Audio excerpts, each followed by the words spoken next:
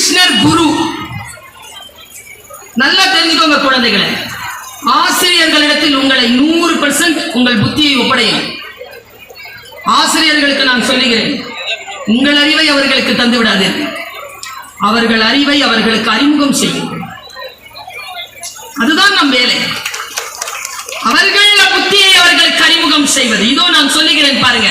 கிருஷ்ணர் சொன்ன வார்த்தை என்ன தெரியுமா? நாராயண அஸ்திரத்தை அஸ்வத்தாமன் விட்டுட்டான். அந்த அஸ்திரம் உலகத்தை அழிச்சிடும். அப்படி வருது. வந்த அஸ்திரத்தை பார்த்தவுடன் கிருஷ்ணர் சொன்னார், பாண்டவர்களே பணிந்து கொள்ளுங்கள், படுத்துருங்கடான்.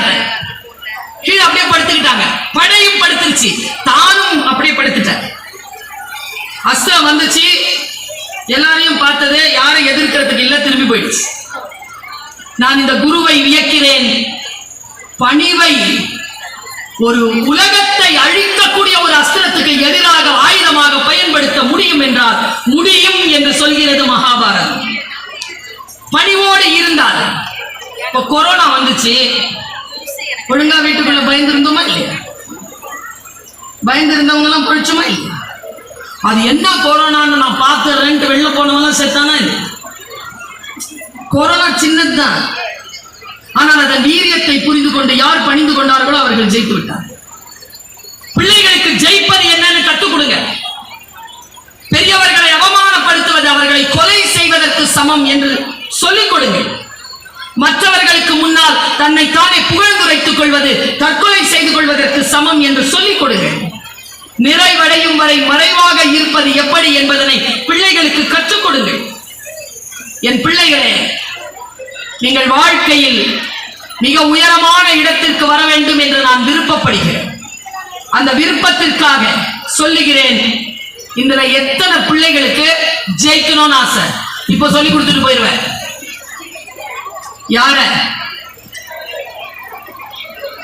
கேள்வி வருது இல்ல, பதில் தெரியாது. சிலது பழக்கத்துல சொல்லும், என்ன என்ன நானே ஜெயிக்கிறேன். நான் சொல்லட்டுமா? கவனமா கேட்கிறீங்களா? ஜெயிக்கிற ஸ்ட்ராட்டஜி சொல்லித்தரேன். ஃபர்ஸ்ட் மார்க் வாங்குறாங்கல்ல, அவங்களே எனக்கு ஆகவே ஆகாது. அவங்கள பார்த்தா இந்த கை தட்டி சந்தோஷப்பட்டதெல்லாம் ஃபர்ஸ்ட் மார்க் வாங்காது.